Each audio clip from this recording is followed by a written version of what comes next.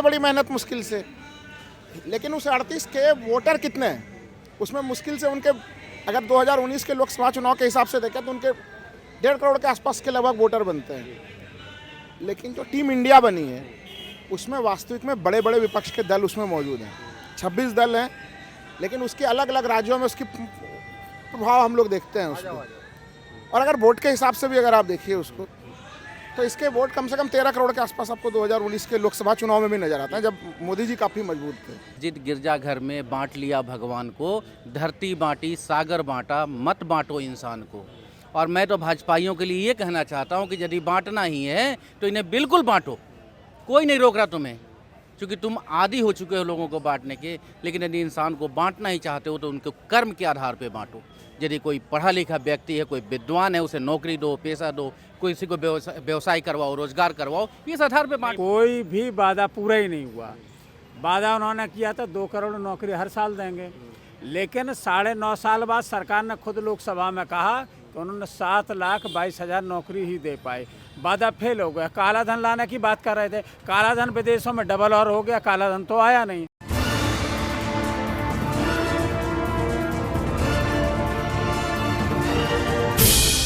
Thank you sir, thank you. नमस्कार, मेरे साथ आज टीवी डिबेट के स्टार लोग मौजूद हैं, उनसे बात करेंगे इंडिया और एनडीए को लेकर के। तो जरा बताइए कि 2024 में 4 महीने बाद चुनाव होने वाला है और किसको मानते हैं, कौन सत्ता में आने वाला है? देखिए, इस भारतीय जनता पार्टी लगातार चुनाव के प्रबंधन में लगी रहती है, इसमें कहीं कोई शक वाली चीज़ नहीं है। लेकिन गठबंधन सहयोगियों के मामले पे पिछले 9 वर्ष उनके अहंकार में बीते हैं उनके, और अहंकार में उन्होंने अपने सारे पुराने सहयोगियों को खो दिया। अब उन्होंने 38 की संख्या तो बना ली है बड़ी मेहनत मुश्किल से, लेकिन उस 38 के वोटर कितने हैं उसमें मुश्किल से उनके, अगर 2019 के लोकसभा चुनाव के हिसाब से देखें तो उनके 1.5 करोड़ के आसपास के लगभग वोटर बनते हैं। लेकिन जो टीम इंडिया बनी है उसमें वास्तविक में बड़े बड़े विपक्ष के दल उसमें मौजूद हैं, 26 दल हैं, लेकिन उसके अलग अलग राज्यों में उसकी प्रभाव हम लोग देखते हैं उसको। और अगर वोट के हिसाब से भी अगर आप देखिए उसको, तो इसके वोट कम से कम 13 करोड़ के आसपास आपको 2019 के लोकसभा चुनाव में भी नजर आता है, जब मोदी जी काफ़ी मजबूत थे। तो इसलिए अब तक जो एक विपक्ष जो एकजुट नहीं था, कहीं न कहीं वास्तविक रूप में हम लोगों ने राष्ट्रपति के चुनाव तक में भी एकजुट होता हुआ विपक्ष नहीं देखा था। वो विपक्ष आज एकजुट है और वो संसद मैं भी आपकी तारीफ करना चाहूँगा। इंडिया एक ऐसा नाम दिया आपने जो क्लिक कर रहा है और राष्ट्रवादिता के पीछे पर आप बीजेपी को घेर रहे हैं, सही बात है। लेकिन क्या आप 38 दलों के टूटने को खुशी मना के कांग्रेस आएगी या इंडिया आएगी सत्ता में? एक चीज़ बताइए, जब ये इन्होंने जो वादे किए वो वादे पूरे नहीं किए, तो फिर तो विपक्ष की ये भूमिका बनती है ना कि वो एकजुट हो, सामूहिक हो।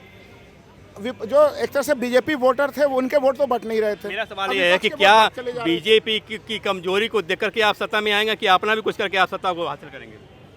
नहीं, इंडिया अपने पीछे किए हुए कामों के माध्यम से और आगे का जो इनका विज़न है उसके माध्यम से ही आएंगे। लेकिन इंडिया क्या कहना चाह रहा है?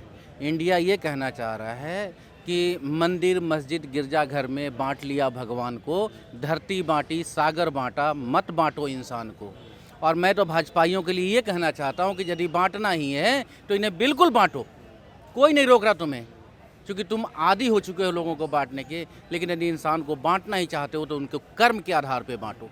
यदि कोई पढ़ा लिखा व्यक्ति है, कोई विद्वान है, उसे नौकरी दो, पैसा दो, किसी को व्यवसाय करवाओ, रोजगार करवाओ, इस आधार पे बांटो। मैं कह रहा हूँ कि इंडिया का काउंटर पीएम मोदी ने किया, उनको ईस्ट इंडिया कंपनी से जोड़ दिया, इंडियन मुजाहिदीन से जोड़ दिया, PFI से जोड़ दिया। ये तो बिल्कुल महाहास्यास्पद चीज़ है। ये आप, इसका मतलब उनको तो खुश होना चाहिए। टीम इंडिया अगर नाम रखा गया, वो आरोप लगाते थे कि विपक्ष राष्ट्रवादी नहीं है। विपक्ष अगर राष्ट्रवादी हो रहा है तो इसका स्वागत करने के स्थान पे वो अगर आलोचना कर रहे हैं तो ये दिखा रहा है कि टीम इंडिया ने नाम सही रखा है, और उस नाम पे भारतीय जनता पार्टी में पूरी तरह से कहीं न कहीं बौखलाहट है। क्योंकि देखिए, आपके स्मार्ट सिटी नज़र नहीं आ रहे हैं, कहाँ चले गए वो स्मार्ट सिटी? आपने बड़े बड़े दावे किए थे, रोजगार के वो आंकड़े कहाँ चले गए? महंगाई को लेकर सत्ता में आए थे और आज महंगाई के झूठे झूठे आंकड़े जो है वो दिखा रहे हैं कम महंगाई। बहुत बड़ा सवाल है, सब मीडिया कर रहे हैं, हम ही छोटे मीडिया बता, अब सवाल आपसे कर रहे हैं कि क्या चेहरा कौन होगा इंडिया का? संसदीय लोकतंत्र में चेहरा कभी होता ही नहीं है। 2004 के लोकसभा चुनाव में क्या कोई चेहरा था? नहीं था ना कोई चेहरा। क्या कांग्रेस की इंडिया की विफलताओं को, मोदी की विफलताओं को गिना करके सत्ता में आएगी कांग्रेस या इंडिया? देखिए, मोदी की विफलता क्या है, उनका पूरा घोषणा पत्र देख लो, 10 साल का शासनकाल देख लो, कोई भी वादा पूरा ही नहीं हुआ। वादा उन्होंने किया था 2 करोड़ नौकरी हर साल देंगे, लेकिन 9.5 साल बाद सरकार ने खुद लोकसभा में कहा कि उन्होंने 7,22,000 नौकरी ही दे पाए। वादा फेल हो गया। काला धन लाने की बात कर रहे थे, काला धन विदेशों में डबल और हो गया, काला धन तो आया नहीं। उन्होंने कहा था किसानों की आमदनी दोगुनी करेंगे, वो भी नहीं हुई। MSP बढ़ाने की बात करी, वो भी नहीं हुई। तो ये बताइए, तीन बड़े मुद्दे हैं। आप कांग्रेस से बड़े नेता हैं, आप रुकिए, आप कांग्रेस में आपके लिए डिबेट करते हैं, बहुत बड़े आप उसके पक्षपात वो समर्थक आप हैं। मेरा सवाल ये है कि जिस तरह से इंडिया ने काम, जिस तरह मोदी ने काम किया है, राम मंदिर है, 370 है ना, 3 तलाक है, तमाम मुद्दे हैं, इसको काउंटर कैसे करेगी इंडिया या कांग्रेस? राम मंदिर का मामला तो उनका चल ही नहीं रहा है, उसमें उनका क्या श्रेय है? वो मोदी जी इसका श्रेय तो ले ही नहीं सकते, सुप्रीम कोर्ट का आदेश था।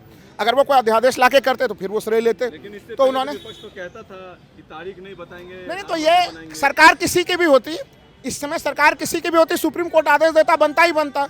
इसलिए इसका श्रेय तो कोई पार्टी ले ही नहीं सकती, कि बीजेपी तो विशेष कर नहीं ले सकती। नहीं, मेरा सवाल ये है, उनके राम मंदिर आंदोलन से राम मंदिर बन रहा है क्या? राम मंदिर आंदोलन से बन रहा है? भारतीय जनता पार्टी के आंदोलन प्रयास का कोई एक प्रयास जिस कारण से आज मंदिर बन रहा है? ये 70 पे क्या कहेंगे? 370 तो अब देखिए इनके सुप्रीम कोर्ट में घेरे में है, इसलिए अभी उसके बारे में क्या ही टिप्पणी आप कीजिएगा। सरकार फिर हो जाएगी वहाँ पे? अब देखिए कुछ भी हो सकता है, क्योंकि जो तमाम 2 दिनों से जो बहस चल रही है, विपक्ष में, विरोध में नहीं, जो चीज़ें थी वो संसद में प्रकट हो चुकी है। लेकिन क्या आनन फानन में सरकार ने कोई हड़बड़ी की, क्या की, वो तो नहीं, इंडिया आएगी तो क्या रिस्टोर करेगी 370 को? इंडिया में कर रहा हूँ कि इंडिया बीजेपी के हर एक असंवैधानिक जो इनके कारनामे हैं उसके विरुद्ध है। आप 370 आपको हटाना था, जो संविधान कहता है, संवैधानिक रूप से जो नियम थे उसके हिसाब से आप आते, जम्मू के विधानसभा में आप पास करवाते, संसद में लेकर के आते। इसलिए इंडिया उसका विरोध कर रहा है। आपको जो करना है करिए, बट लोगों को साथ लेकर चलिए। तो 370 क्या रिस्टोर करेगी इंडिया जब सत्ता में आएगी तो? देखिए, अभी 370 मामला नहीं, मामला है बेरोजगारी का, कि जो 45 साल की सबसे बड़ी बेरोजगारी हो गई। मुद्दा ये है कि मणिपुर से लेकर के हरियाणा पूरा जल रहा है, और डबल इंजन की सरकार पूरी तरीके से फेल हो चुकी है, क्योंकि कहीं कोई किसी तरीके की कानून व्यवस्था आपको दिख नहीं रही है। और ये जो प्रयोग कर रहे थे जो लोगों ने डबल इंजन की सरकार बनाई थी, आज ये हो रहा कि बेटियों की नग्न परेड हो रही है। कौन 2